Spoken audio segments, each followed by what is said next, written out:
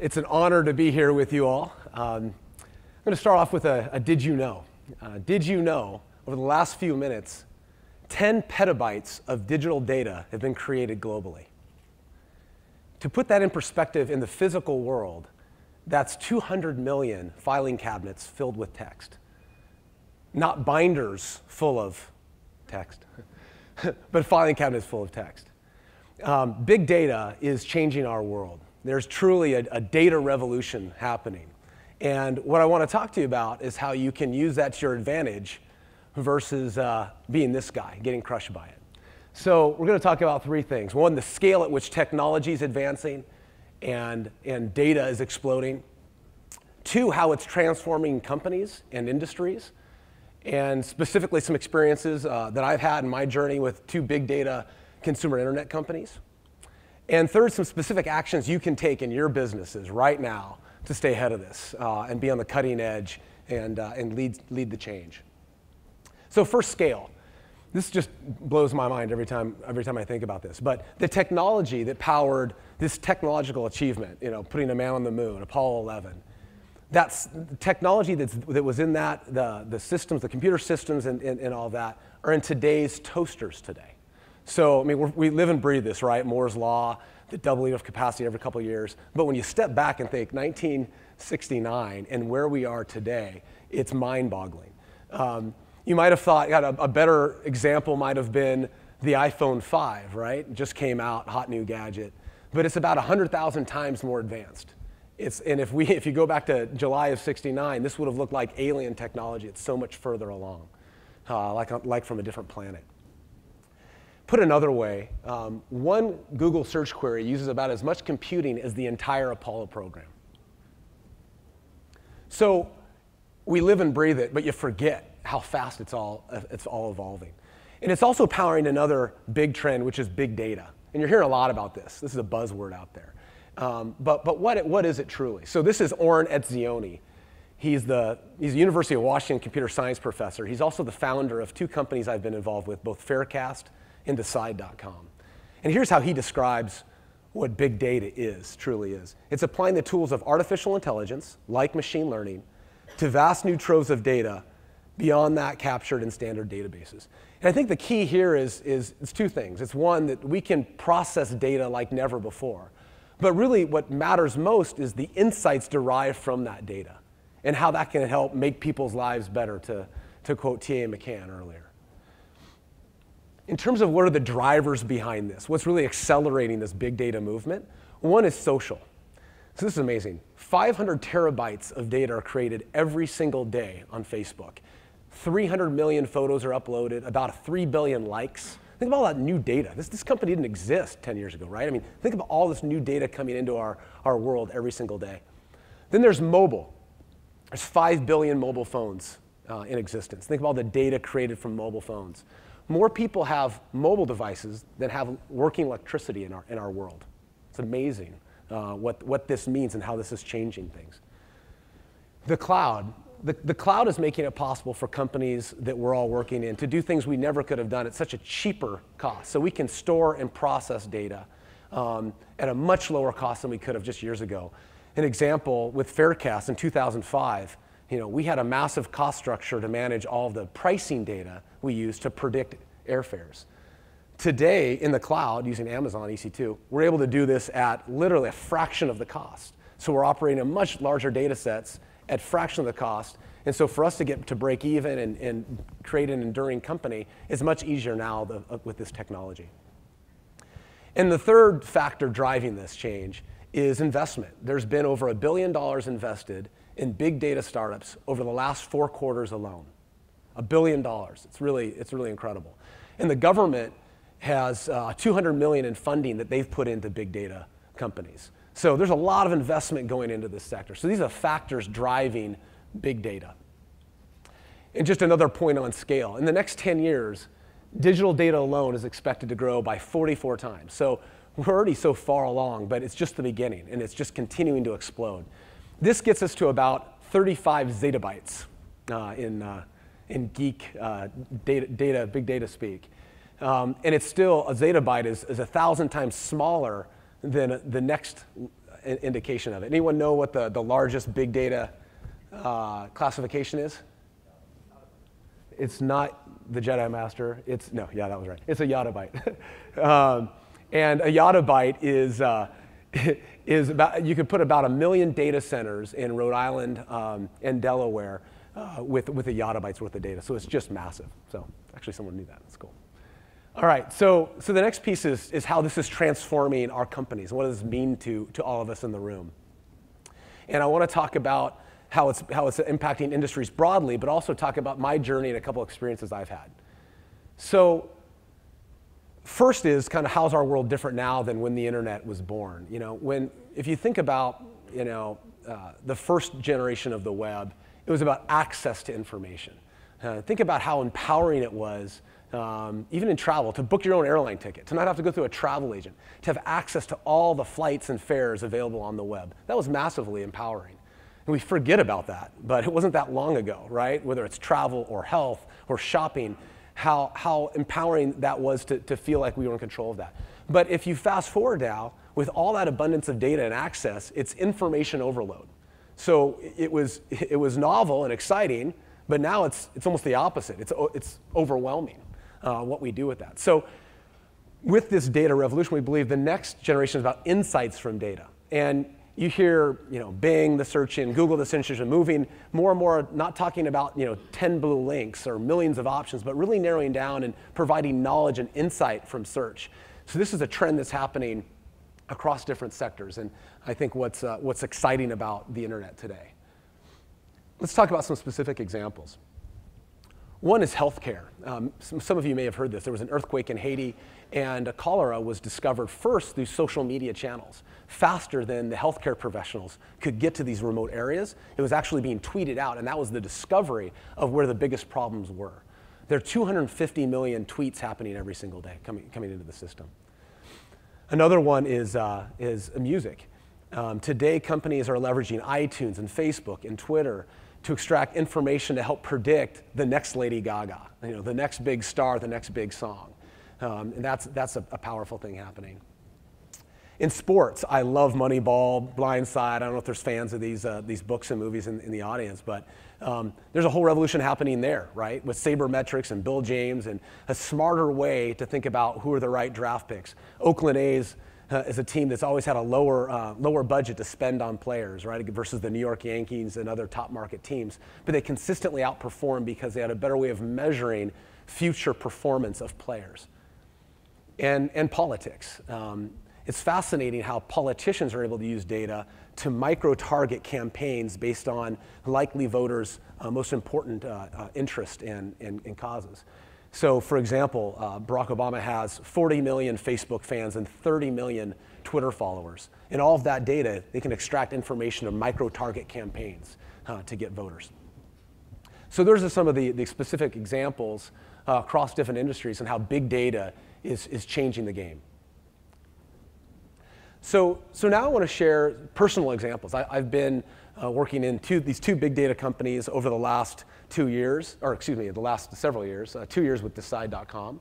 And I want to tell you the story and the journey we went through with these companies and provide hopefully some ideas on how you might be able to leverage some of this in your own businesses. So this is a picture I love. This is the first team photo of Faircast. We were kind of a ragtag team here. I mean, it was very, very scrappy crew. We were working out of a Washington Mutual branch, literally like in the branch. You had to go inside the Washington Mutual branch. We were off to the left as you walked in the branch. And I mean, this thing was hilarious. This place was robbed twice. The bank was robbed twice while we were there. I remember when I first told my wife I was taking this job, she thought it was absolutely nuts. We'd just been out of business school a couple years, had a lot of debt, wanted to start a family, had other options, with big companies, with titles and salary and a lot more security. But I was just drawn to this crew because they were so technically incredible. The data mining team, what they were trying to achieve. So I was just really attracted to be a part of this. But the odds were certainly against us here. Most people, and this is kind of, again, circa 2005, thought we're out of our minds that we could predict where airfares were going and advise consumers when to buy airline tickets. People thought that was crazy. My own family thought I was really nuts for doing this. And the irony of this is here we are in front of a Washington Mutual again in 2005. And there's a promotion on the Washington Mutual branch here, buying a home, come on in to get pre-approved. So if you think about what were the odds, the banking industry and mortgage industry were doing just fine in this period. These guys looked like they had no chance in hell to make it. And the reality was we ended up selling this business for $115 million to Microsoft. It's now part of Bing, the travel channel of Bing. And we know the unfortunate story with Washington Mutual and the mortgage industry. But I want to show you where this ended off. Our price predictions are now incorporating Bing, like I mentioned. And this was a national ad campaign I want to share with you that was run by Microsoft.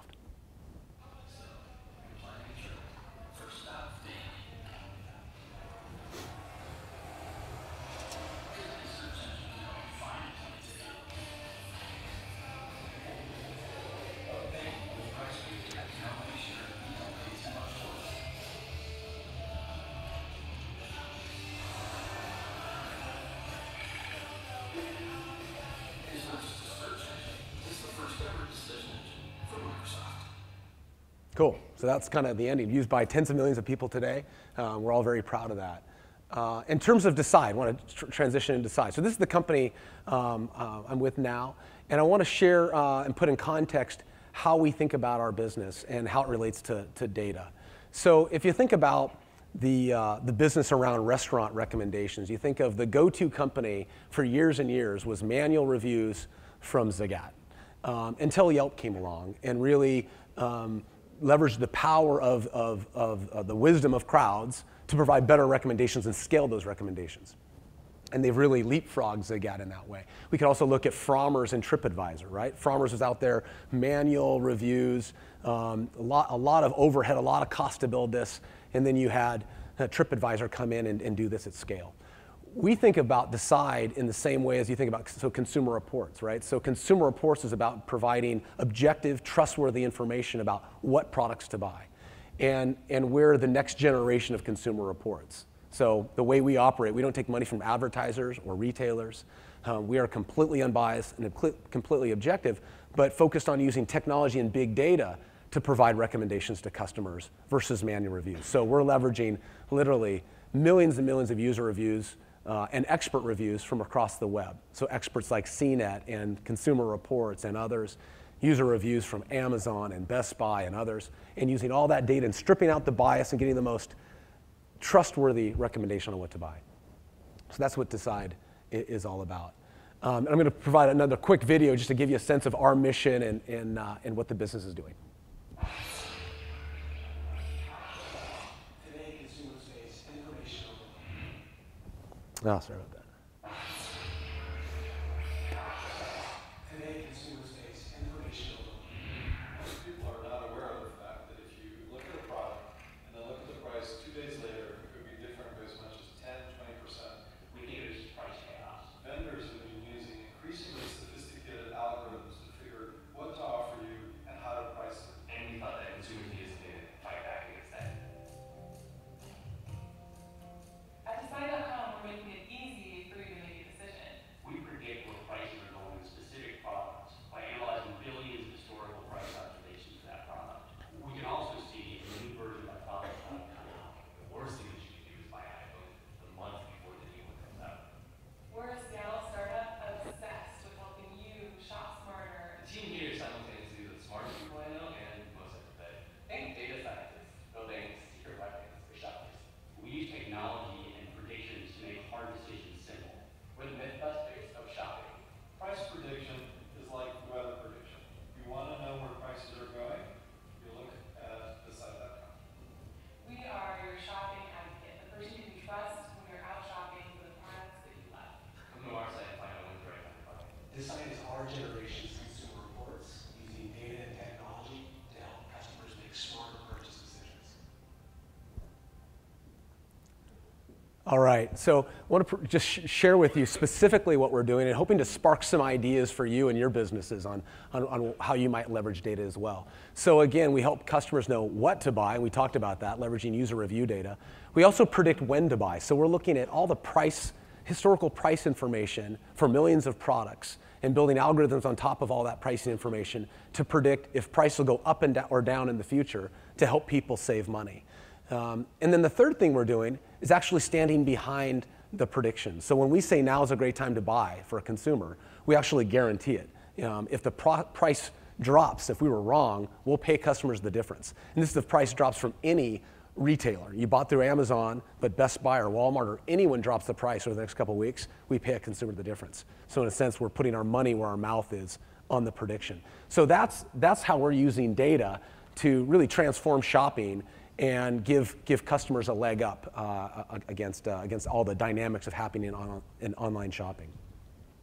Another way we're using data to provide insights is through messages about when to buy to consumers. So this is an interesting project we did with Wall Street Journal. This is the front page of Marketplace on the Wall Street Journal.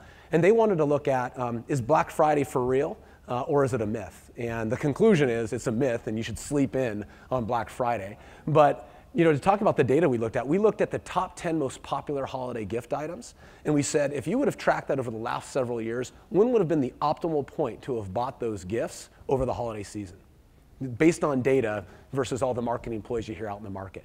And that's what this story was about, and that infographic you see was powered by Decide, and those are specific points on each type of product. A couple examples are for luxury goods, like Ugg boots or watches, it was earlier in the cycle because as you get closer, they start to sell out and they become higher priced. For other goods like Xbox or other types of items, that you actually could get good deals on Black Friday. So all those insights were there within the story. But that's the type of way we're using data to help customers get better insights and make better decisions. So I'm going to wrap up on some specific actions here as I'm running out of time. First, I'd ask, what's your data footprint in your company? So today, what type of insights do you have from your consumers, from different clients, from your product itself? That's, I think, the first place to start. Second, what insights might be gleaned that can help your customers? So I gave some examples of what we're doing with Decide, but Zillow, locally, a real estate company, is really transforming real estate and provides information every month on where real estate prices are going. There's other companies that do this as well, but how can you help have a voice, use your data to give you an angle and have a voice out in the market? And then the last thing I'll leave you with is, how is your industry becoming more transparent, and how can you lead the change? How can you make this an advantage versus be passed by the next company coming along who's leveraging this and innovating and transforming your industry? How do you take control of this and be a part of the data revolution? So thank you. It's been great being here. Appreciate it.